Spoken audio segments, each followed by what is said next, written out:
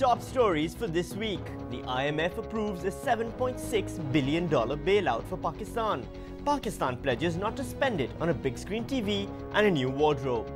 Also, avast ye matey, keel haul that tanker or you'll all walk the plank. The pirates are back and I have the treasured map to the buried supertanker.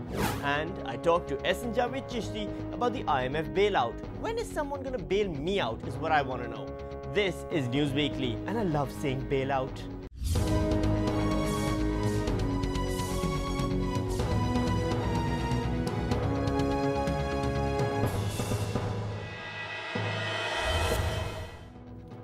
Hello and welcome to episode 4 of News Weekly. I'm Sami Shah and over the next half hour, I'm going to take a peek behind the headlines. Let's hope I don't run away shrieking in fear. If at any point during the show you feel like telling me what a great job I'm doing, just write in to newsweekly@dawnnews.tv.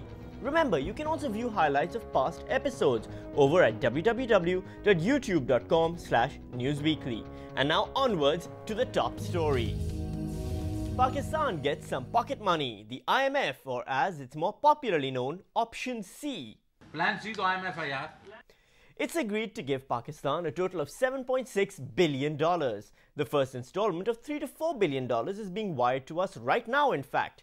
It would have gotten to us sooner, but the IMF was forced to write a check for the money transfer after finding out the Hawala system wasn't available. That means we'll probably end up losing a few $1,000s in wire transfer fees. Oh, where is an illegal money changer when you need one? Oh, right, locked up in jail. But now that the money is coming in, Pakistan can get down to the hard work of spending it, right? What's that? We have to meet certain conditions to ensure that we don't default on the loan? Not a problem. I mean, we are a democracy now, right? Power of the people, for the people and by the people and all that. We're honorable people. I mean, wait, what's that again? The only time the loan has been paid off was during the Musharraf era? All previous democratic governments have defaulted on the loan? Well, whatever. We aren't scared of the IMF. What'll they do to us if we don't pay? Fine us? Ooh, that's real scary. Wait, what's that? They don't do that anymore? Now they send over these guys?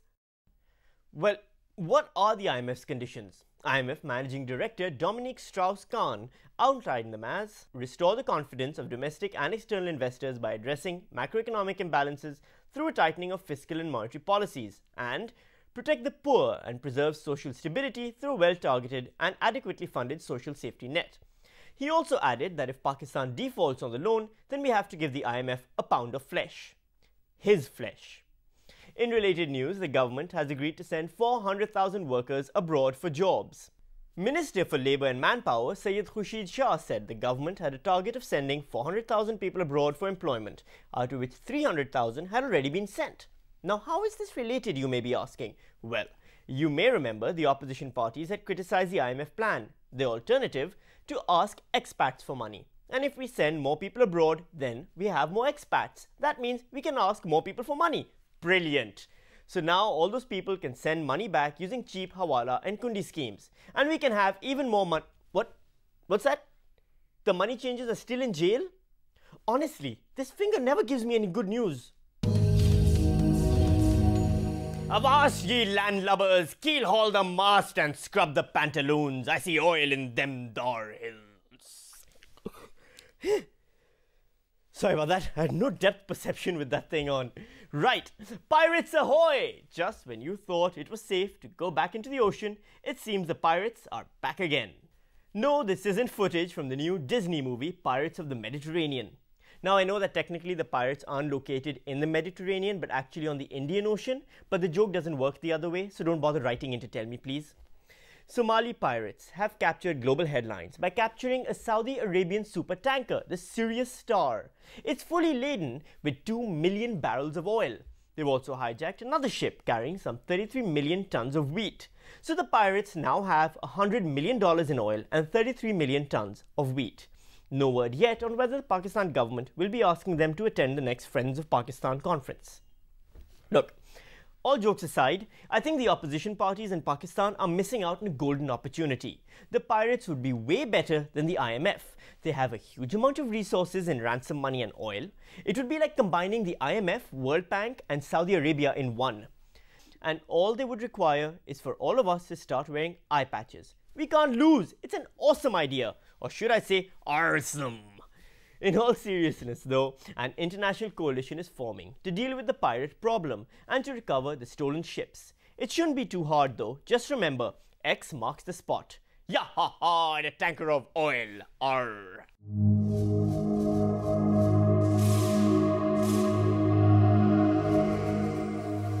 Is your iPod running low on songs? Do you want some new albums to listen to while you hit the treadmill? Well, November is your month it seems. This month saw 2 new releases that you can download and enjoy as you work away those extra pounds. The first is Guns N' Roses' new long-awaited album, Chinese Democracy. Yes, they said it wouldn't be released, but it has, and we can finally hear what age has done to Axl Rose's voice. But what if you aren't into Guns N' Roses? What if rock music just isn't your thing? What if you want less guitars and more polemical rantings by your favorite terrorist? Then download Al-Qaeda's latest release. The latest single by the terrorist outfit has gotten critics up in arms, with reviewers calling it a return to form and those classic Al-Qaeda themes with a new 2008 sound. Not all reviews of Al-Qaeda's number 2, Ayman al-Zawahiri's new solo release have been positive though. US State Department spokesman Sean McCormick said the insult exposed the anti-democratic values of Al-Qaeda. You think? The audio recording is directed at President-elect Barack Obama. In it, he warned Obama that, beware that the stray dogs of Afghanistan have savored the taste of your soldiers' flesh, so do send them in thousands. So it seems that US forces in Afghanistan have to also now make sure they're prepared for rabies.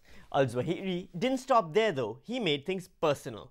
It is true about you and people like you, what Malcolm X said about the house Negroes. Ouch! Snap! Oh no he didn't! Oh yes he did! Ayman al-Zawahiri, terrorist mastermind, insult comic. Comedy, it seems, has become the latest trend in the terrorist world. In England, a stand-up comedy course for the inmates of a maximum security prison in Cambridgeshire was called off after it emerged that a convicted Al-Qaeda terrorist would be among the would-be comics. The inmate was convicted last year for plotting to blow up buildings in the UK. His name? Ziaul Haq. No joke, I swear I couldn't make this stuff up if I tried. At the end of the course, Zia and his fellow prisoners would have received certificates and devised a comedy show to show off their skills to other inmates. I guess you could say everyone was worried he would bomb on stage. And on that note, it's time for a short break. More News Weekly after this.